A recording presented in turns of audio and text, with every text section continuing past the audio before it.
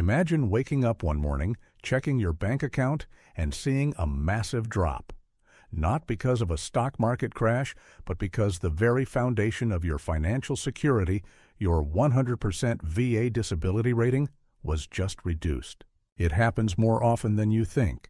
For many veterans, that 100% rating isn't just compensation, it's survival. It represents the acknowledgment of immense sacrifice and chronic suffering.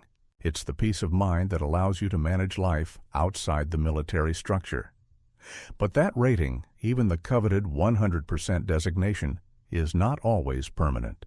It can feel like it's set in stone, but the VA has processes, regulations, and specific triggers that allow them to initiate a review and, yes, even reduce your compensation drastically, sometimes seemingly overnight. We're not talking about minor adjustments here. We're talking about the complete collapse of your financial stability, the loss of health benefits tied to that rating, and the sheer psychological terror that comes with fighting the VA machine all over again. This isn't about fear-mongering, it's about preparation. It's about understanding the battlefield. Today, we are dissecting the 8 most critical, often misunderstood triggers that can cause a veteran to lose their 100% disability rating, sometimes without warning. If you have a high rating or are fighting for one, pay attention. This information could save you tens of thousands of dollars and years of bureaucratic struggle. The first and perhaps the most insidious trigger that puts your 100% rating immediately at risk is simply failing to attend mandatory VA re-examinations. This sounds straightforward, but the devil is in the details of communication.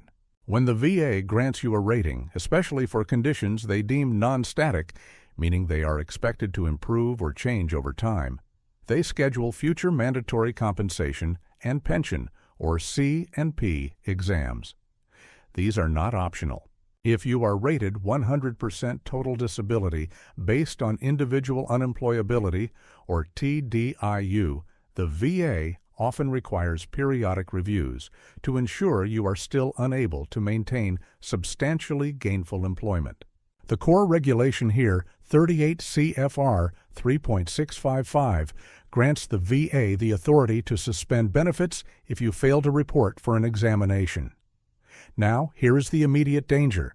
The VA sends these notifications via standard mail to the address they have on file. If you have moved, if the letter gets lost in the mail, or if you simply miss the notification buried in a stack of VA paperwork, the clock starts ticking. The VA doesn't always send follow-up reminders via email or phone call. They send the letter, and if you don't show up for the scheduled C&P exam, they can move directly to proposing a reduction in benefits based on non-cooperation. This non-cooperation is interpreted as an indication that your condition might not be severe enough to warrant the continued 100% rating, or worse, that you are deliberately avoiding an exam that might prove improvement. The process is brutal. They send a notice of proposed reduction, giving you a limited window, usually 60 days, to respond and explain why you missed the appointment or to schedule a new one immediately. If that 60-day window closes and the VA hears nothing, the reduction can be finalized. Imagine being overseas or having a temporary living situation and missing that single, crucial piece of mail. Your 100% rating, the lifeline, is suddenly gone, replaced by a 10% or 30% rating, or sometimes 0, all because of an administrative error on your end regarding an address change or a single piece of lost correspondence. The key defense here is vigilance. Always confirm your address is current with the VA, and if you receive any notice for an examination, treat it as a Priority 1 emergency. Never assume the VA knows your schedule or your life circumstances. They follow the regulation to the letter. Missing a C&P exam is the easiest self-inflicted wound a veteran can sustain against their rating stability. Moving beyond administrative failures, the second major trigger is evidence of sustained medical improvement that contradicts the severity required for a 100% rating. This is where the medical records themselves become the weapon against your rating.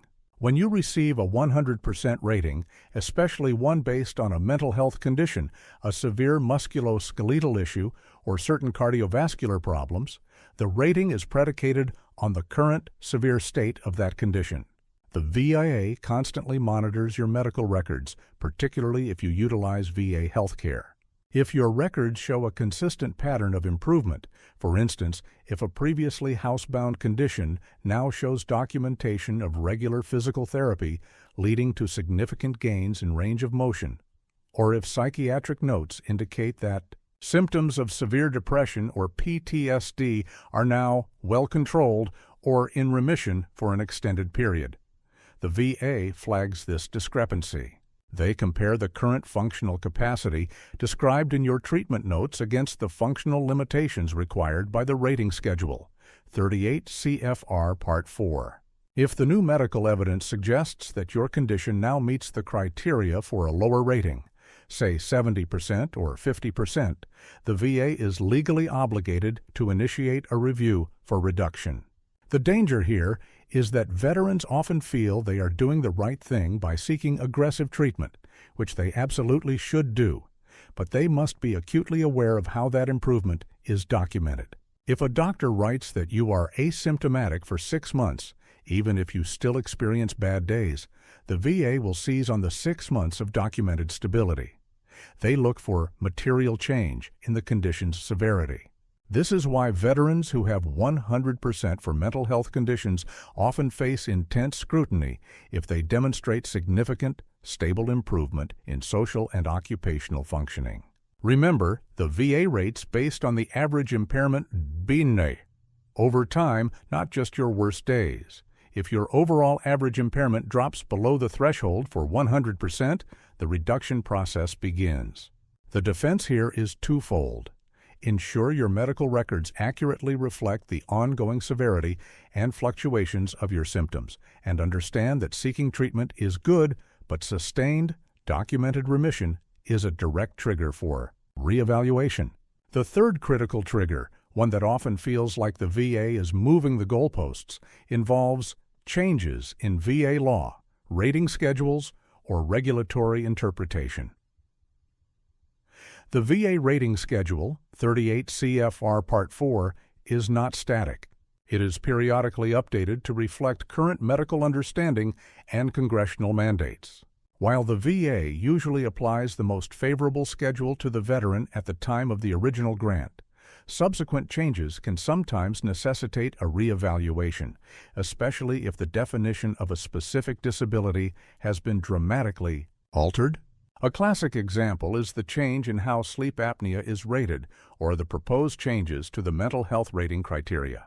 If the VA updates the criteria for a 100% rating for a specific disability, and your current symptoms, when measured against the new criteria, only qualify for a 70% rating, the VA may use this regulatory change as justification to schedule a re-examination to confirm the current severity under the new rules.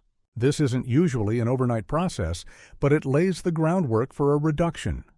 Furthermore, there are subtle changes in how the VA regional offices interpret existing regulations. One regional office might have granted 100% based on a liberal interpretation of total occupational and social impairment.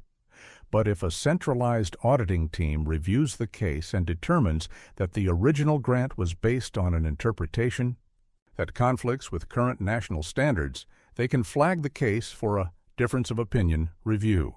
This essentially means the VA is reviewing whether the original decision-maker made a mistake based on the rules as they are currently understood.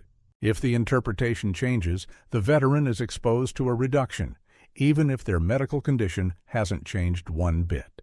This trigger highlights the bureaucratic fragility of the rating system. Sometimes the threat comes not from your body improving, but from the government redefining the rules of the game. The fourth trigger, and this is the one that carries the most severe consequences, is the finding of fraud or material misrepresentation in the original claim or subsequent C&P exams. While most veterans are honest, the VA takes allegations of fraud extremely seriously, and if proven, The consequences extend far beyond losing the rating. They can involve criminal penalties and the forced repayment of all past benefits received. The VA is constantly running data analytics, cross-referencing information supplied in your claim with other government databases, employment records, and social media activity. If a veteran claims they are completely unemployable and cannot leave their home due to severe panic attacks, a key component of a 100% mental health rating, or TDIU, but investigators find evidence, perhaps through social media posts or employment filings, that the veteran has been consistently running a small, profitable business or frequently engaging in high-level social activities that directly contradict the claimed limitations. The VA initiates a fraud investigation. The key term here is material misrepresentation.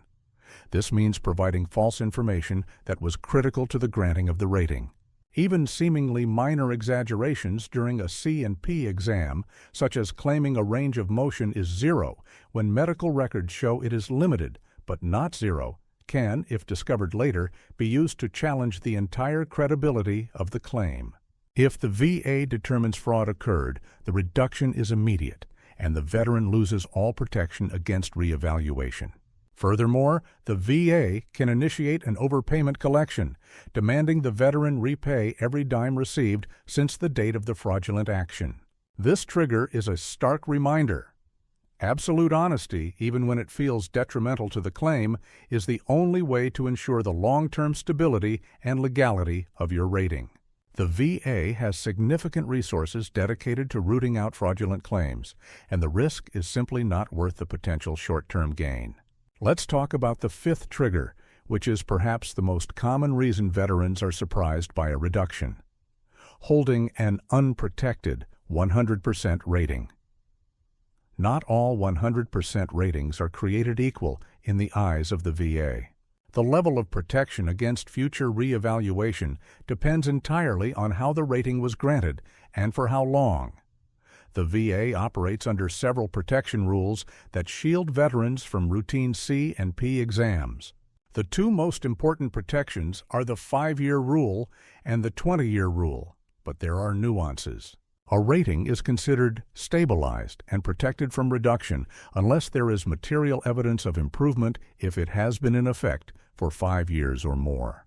A rating is considered continuous and generally protected from reduction, except in cases of fraud, if it has been in effect for 20 years or more. However, if your 100% rating has been in place for less than 5 years, it is considered non-stabilized. This is the unprotected period. During this time, the VA has the right to schedule re-examinations whenever they deem necessary, typically within 2 to 5 years of the initial grant, to confirm the severity of the condition. If you received your 100% rating 3 years ago for a condition like severe back pain, and the VA schedules a review at the 4-year mark, and the C&P examiner finds even modest improvement in your functional capacity, say you can now lift slightly more or walk slightly further than documented previously, the VA can legally and swiftly reduce that rating. Veterans often assume that once they hit 100%, the fight is over. It is not. The first 5 years are the probationary period. Furthermore, if the 100% rating is based on individual unemployability, TDIU, that rating is inherently less protected than a Schedule 100% rating. TDIU is always subject to review to ensure the veteran remains unable to hold substantially gainful employment. If the VA discovers you have returned to work, even part-time work above the poverty line, the TDIU rating is immediately vulnerable. Understanding whether your 100% rating is static, stabilized, or unprotected is the single most important factor in assessing your risk profile. If you are in the first 5 years, you must operate under the assumption that a C&P exam notice is imminent and that your rating is constantly under review. The sixth trigger is a subtle yet devastating one: the C&P exam trap, or providing testimony that undermines your limitations. This trigger occurs not because your medical condition has changed, but because your description of your condition, during a mandatory re-examination is inconsistent or poorly articulated.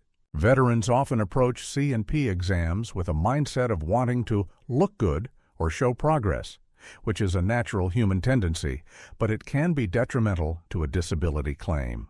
For example, if you are rated 100% for PTSD and the examiner asks about your social life and you reply, "Oh, I'm doing much better now. I went to a concert last week."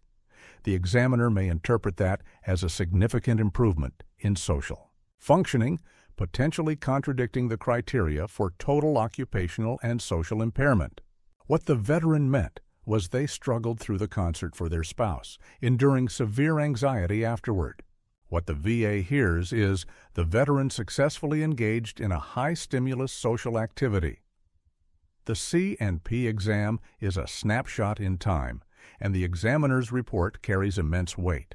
If the examiner's findings directly contradict the severity required for 100%, the VA will initiate a reduction, citing the new medical evidence provided by their own contracted physician. Furthermore, veterans often fall into the trap of discussing activities they performed in the past rather than their current consistent limitations.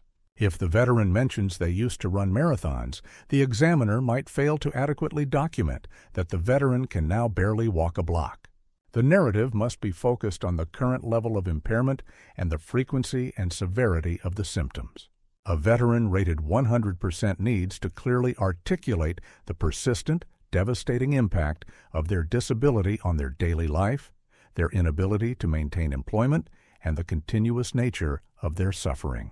Any statement that minimizes the current impairment acts as a direct challenge to the necessity of the 100% rating, providing the VA with the evidence they need to justify a reduction. Be honest, but be precise about your limitations. Our seventh trigger involves the VA initiating a review based on an internal audit or a finding of a clear and unmistakable error, CUE, in the original rating decision. This is the VA policing itself, and it can happen years after the rating was granted. A Q is a specific legal term meaning that the original decision contained an error that was unmistakable based on the evidence and law at the time the decision was made. It's not simply a disagreement with the decision. It must be an error so clear that it fundamentally changes the outcome.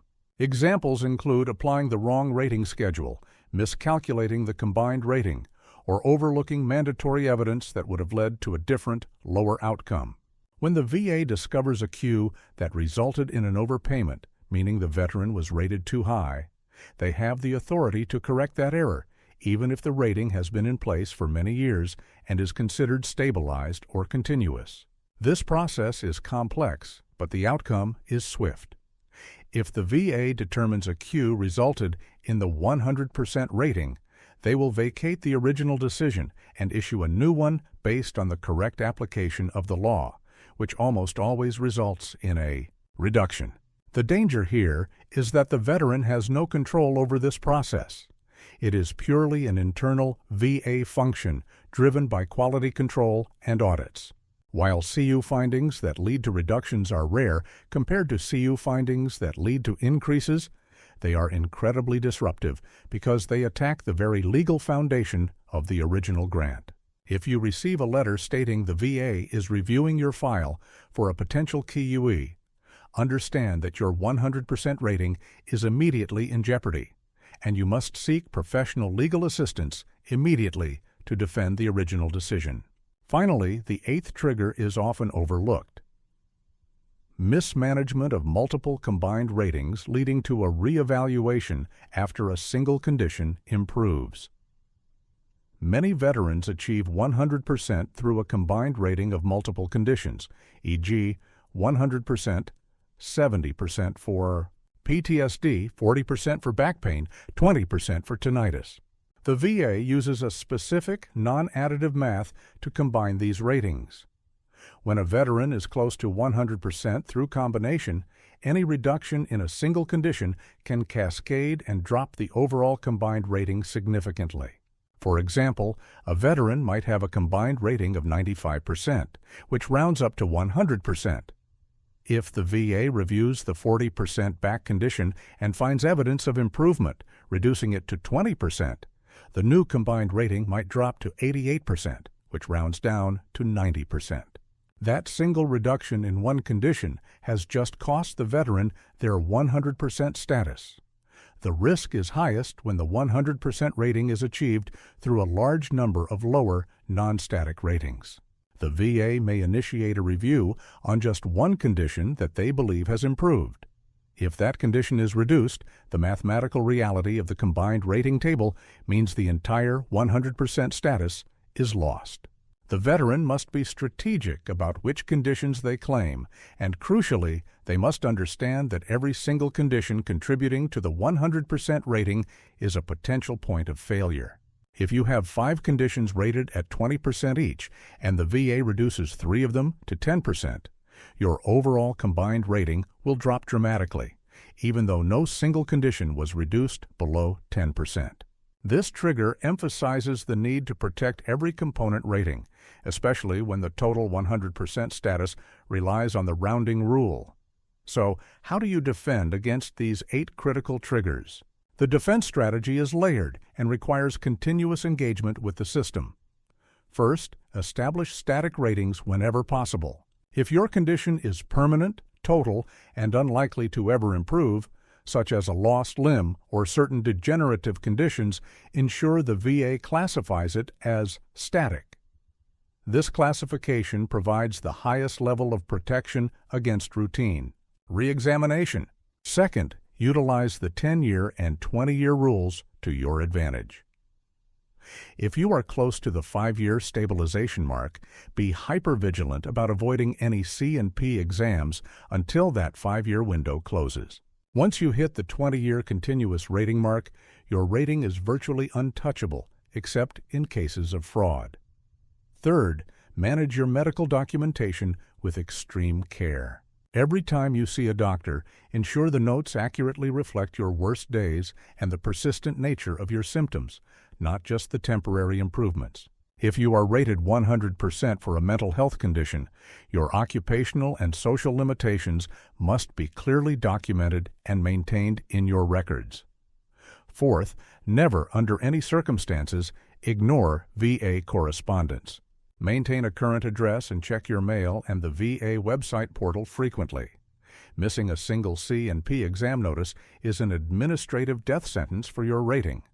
Finally, understand the difference between Schedule 100% and TDIU. If you are TDIU, you must strictly adhere to the income limits. Returning to substantially gainful employment will trigger an immediate review and likely reduction. The 100% rating is a hard-won victory, but maintaining it requires ongoing diligence, strategic documentation, and an unwavering understanding of the VA's procedural rules. Do not let complacency or simple administrative error be the reason you lose the financial stability you fought so hard to earn. Stay informed, stay vigilant, and protect what is rightfully yours.